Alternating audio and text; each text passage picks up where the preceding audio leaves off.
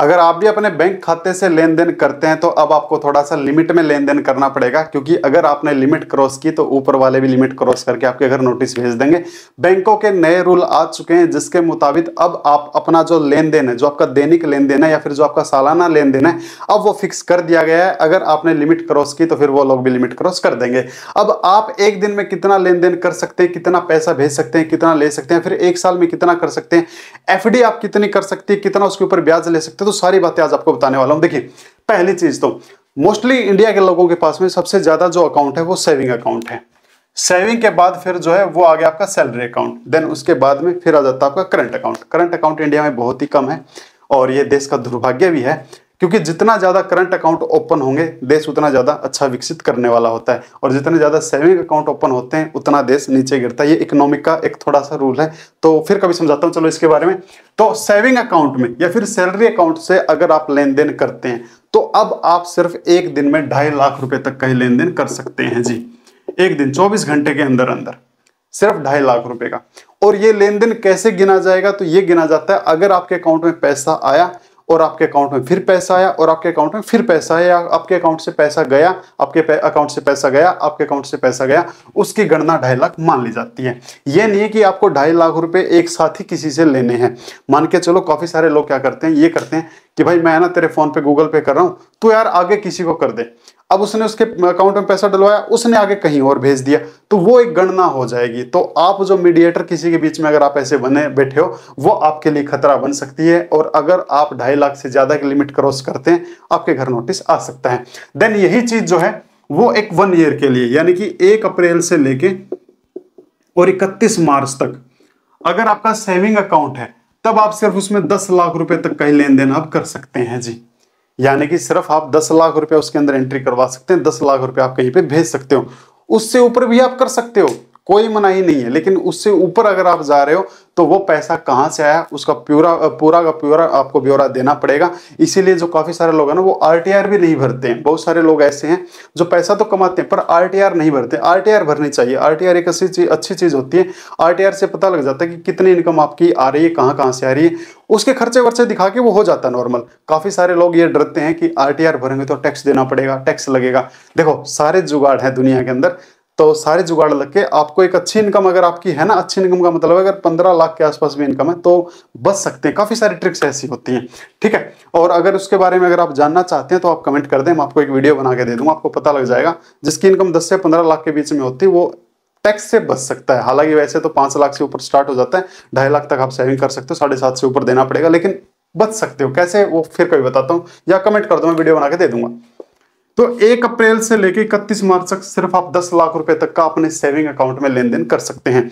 इससे अगर आपने क्रॉस लिमिट अगर की तो ऊपर वाले क्रॉस लिमिट कर देंगे। आजकल जो एक डर फैला हुआ है भैया, हर अखबार के ऊपर हर रोज ऊपर वाली हेडिंग आती है, ईडी ने फलानी जगह छापा मारा। अभी पढ़ रहा था, ईडी ने फलानी के भतीजी के ऊपर छापा मार दिया, भतीजी का पैसा जो था सीज कर लिया है, कोई जेल में जा चुका है, कोई तो ईडी वाले थोड़े सक्रिय हो चुके हैं। तो ये चीज ध्यान रखें। फिर बता देता हूं इसकी गणना कैसे होगी। तो इसकी गणना भी वैसे ही होगी। मान के चलो आपके अकाउंट में किसी ने पैसा डाला, वो जुड़ चुका है, फिर आपने आगे भेज दिया, वो चला जाए, तो आपका एक दिन का वो लेन देन कंप्लीट हो चुका है। ऐसे करके आप 1 साल के अंदर सिर्फ 10 लाख तक का ही लेन देन आप कर सकते हैं। काफी सारे लोग यही कर देते हैं, मैं तेरे अकाउंट में डाल देता हूं, तो आगे गूगल पे से किसी और के यहाँ पे डाल दे, तो आगे गूगल पे से अब उसको ब्यौरा देना पड़ेगा, उसको अपना पूरा आरटीआर बना के रखना पड़ेगा। वहीं पे अगर आपके पास में करंट अकाउंट है तो करंट अकाउंट के अंदर ये वाली जो लिमिट है ये बना दी 50 लाख रुपए तक की। आप 1 साल के अंदर, एक वित्तीय वर्ष के अंदर सिर्फ 50 लाख रुपए तक का लेन देन कर सकते हैं। और इसी तरह से आपको आपकी जो लेन देन की गणना होगी वैसे की जाएगी। लेकिन अगर आपके पास में क्रेडिट कार्ड है, आजकल क्रेडिट कार्ड के शौकीन भी काफी सारे लोग हैं, पर क्रेडिट कार्ड मैं बता दूं ये कैंसर होता है भाई। अगर आप क्रेडिट कार्ड रखते हैं तो आपने कैंसर की बीमारी पाल रखी है। उसके चलो फायदे हैं, ऐसी बात नहीं है, किसी चीज के फायदे भी हैं। आप कोई भी शॉपिंग कर सकते हो, 45 दिन के बाद आपको पेमेंट देना पड़ता है, लेकिन उसके जो नेगेटिव पॉइंट जो है वो बहुत ही ज्यादा हिडन, छुपे हुए हैं। और जिस दिन उसकी चपेट में आ गए ना, वो अपने सारे, अगर आप एक क्रेडिट कार्ड को 2 साल 3 साल तक अगर आप यूज कर रहे हो ना, और टाइम टू टाइम उसकी किस्तें भी भर रहे हो, अच्छी बात है। लेकिन जिस दिन उसको मौका मिला, वो 1 तारीख में क्या करेगा, आपके सारे 2-3 साल के सारे निकाल लेगा। तो क्रेडिट कार्ड एक बड़ी भयंकर बीमारी है।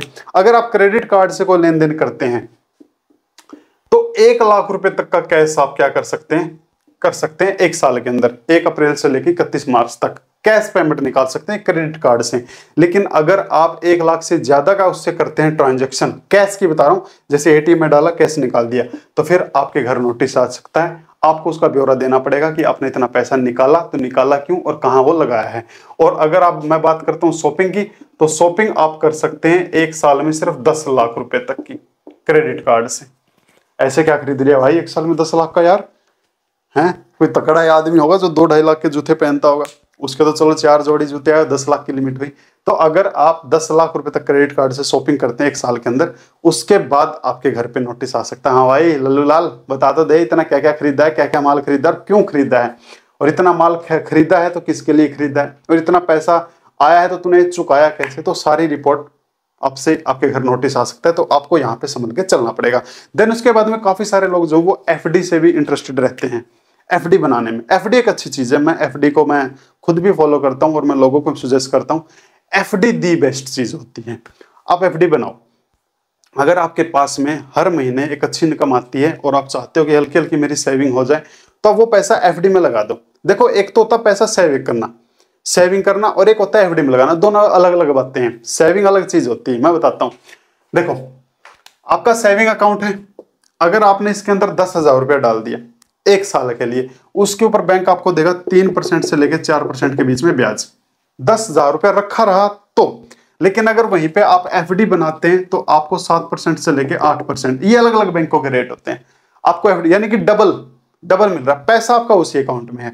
और यहां से भी आप पैसा कभी भी निकाल सकते हो, एफडी से भी आप पैसा कभी भी निकाल सकते हो। तो काफी सारे लोग जो है वो एफडी में इंटरेस्टेड रहते हैं, मैं खुद इसमें रहता हूं। मैं मेरा पैसा कभी भी सेविंग नहीं रखता हूं, मैं हमेशा एफडी में रखता हूं। चाहे मेरे पास 500 रुपये हो, मेरे पास 1000 रुपये हो, मेरे पास 4000 रुपये हो, 5000 रुपये हो, एफडी बना दी, कोई दिक्कत ही नहीं है भाई। एफडी बना दो या उसकी आरडी बना दो, पैसा सेफ भी है और पैसा की सेविंग भी डबल है। तो अगर आप एफडी बनाने में इंटरेस्टेड हैं, तब आप इस वित्तीय वर्ष के अंदर 10 लाख से ज्यादा की एफडी अब नहीं बना सकेंगे। पहले लोग ये कहते थे अरे 2 लाख किसकी बना दे, 5 किसकी बना दे, 15 किसकी। अब 10 लाख से ज्यादा एक वित्तीय वर्ष के अंदर आप एफडी नहीं बना सकेंगे। और अगर आप एफडी से पैसा कमा रहे हैं तो उसका 40,000 रुपए से ज्यादा का पैसा जितना भी आएगा उसके ऊपर अब वो आपका जो बैंक है वो टीडीएस भी काटेगा एक अच्छा खासा, ठीक है। और अगर आप सेविंग पे जो ब्याज ले रहे हैं और वो ब्याज अगर आपका सालाना 10,000 रुपए से ज्यादा ब्याज की इनकम आती है, तो 10,000 से ज्यादा आते ही बैंक क्या काटेगा, टीडीएस काट लेगा। लेकिन इस इनकम से आपकी कम इनकम बन रही है और 10,000 से कम का अगर आपका ब्याज बन रहा है, तब ऐसे में आप क्या कर सकते हैं, वो पैसा वापस ले सकते हैं। यानी कि जो बैंक ने टीडीएस काटा है, टीडीएस रिफंड हो जाता है। फॉर्म 15G भरना पड़ता है इसके लिए। तो ये कुछ जानकारी थी सेविंग अकाउंट के लिए, करंट अकाउंट के लिए, क्रेडिट कार्ड के लिए और एफडी के लिए। अब आपको अपना अकाउंट जो है थोड़ा लिमिट में चलाना पड़ेगा, ध्यान रखना पड़ेगा। और लिमिट में चलाने के लिए कुछ ज्यादा नहीं करना पड़ता, बस जो फालतू जो लेन देन होता है ना, उसको बंद कर दो। काफी सारे लोग मैंने पर्सनली देखे हैं जो क्या करते हैं, किसी और का उड़ता तीर ले लेते हैं।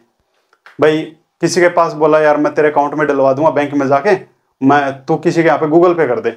अब उसने क्या किया, उसने अपने अकाउंट में लिया और उसने फिर आगे भेज दिया। यानी कि ये पैसा यहां से चल के गया तो यही है, पर इस अकाउंट के माध्यम से गया, पर इस अकाउंट में क्या बन गया, वो लेन देन बन गया। और वो लेन देन बनते ही इसकी गणना हो जाएगी कि हाँ इस अकाउंट में इतना लेन देन हो चुका है। अब इसने क्या लिया, इसने उड़ता तीर लिया है। तो ऐसा उड़ता तीर ना लें, कोई भलाई नहीं है। पैसे के लेन देन में इंसान को 2 कदम फालतू ही सोचना चाहिए, 2 कदम आगे ही रहना चाहिए।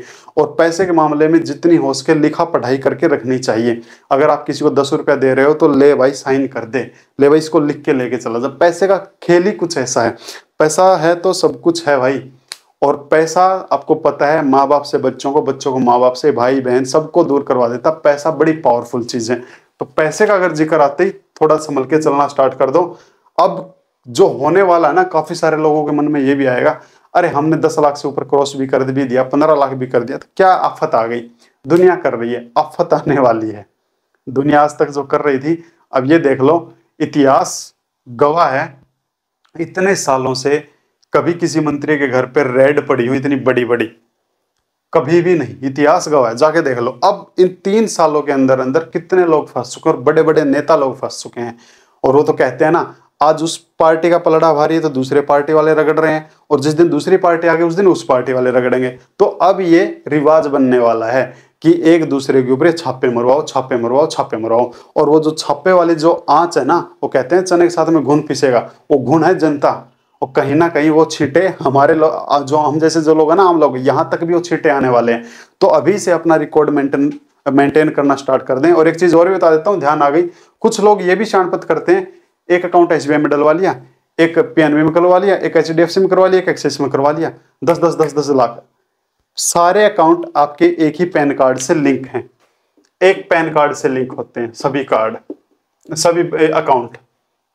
अगर आपने HDFC वाले से 1 लाख का लेन देन किया और आपने SBI वाले से 5 लाख का लेन देन किया, तो आपका 1 साल के अंदर 6 लाख का लेन देन हो चुका है। ऊपर वालों को सब पता है, आपके 50 अकाउंट आपने खुलवा रखे या एक अकाउंट खुलवा रखा, ऊपर वालों को सब पता है, सब आपके पैन कार्ड से जुड़े होते हैं। अगर आपने HDFC में 10 लाख की FD बनवा ली, SBI में 5 लाख की बनवा ली, तो आपकी 15 लाख की FD हो चुकी, ऊपर वालों को सब पता है। अगर आपने कभी RTR भरी है या फिर आपको नॉलेज होगी, जब आप RTR भरते हैं ना, तो ऑटोमेटिक शो हो जाता है इसकी इनकम कितनी है, टोटली इनकम दिख जाती है कि इंसान की, किसकी इसने कितनी FD बना रखी, कितनी RD बना रखी, कौन सी पॉलिसी ले रखी, टोटली सारी चीजें आ जाएगी। तो सब जो चीजें हैं पैन कार्ड से लिंक होती हैं। तो ऐसी कोई शानपत ना करे और ये ना भी समझे कि एक अकाउंट का ही माना जाएगा, नहीं नहीं, आपके एक पैन कार्ड का ये वित्तीय वर्ष का लेन देन मैंने आपको बताया है। तो अब आप थोड़ा संभल के चलिए, उड़ता तीर ना लीजिए। और उम्मीद करूंगा ये जानकारी आपको अच्छी लगी होगी। और अगर इससे रिलेटेड कोई और जानकारी आपको चाहिए तो आप मेरे को कमेंट कर सकते हैं, मैं आपको बता दूंगा। तो कमेंट कर देना, उस वो टॉपिक मैं आपको रेडी करके दे दूंगा, जो भी मेरे पास जानकारी होगी आप तक जरूर पहुंचाऊंगा। तो थैंक यू माय डियर। ये जानकारी अगर आपको अच्छी लगी इसको लाइक कर लीजिए, सब्सक्राइब कर लीजिए, नहीं अच्छे लगे इसको डिसलाइक कर लीजिए।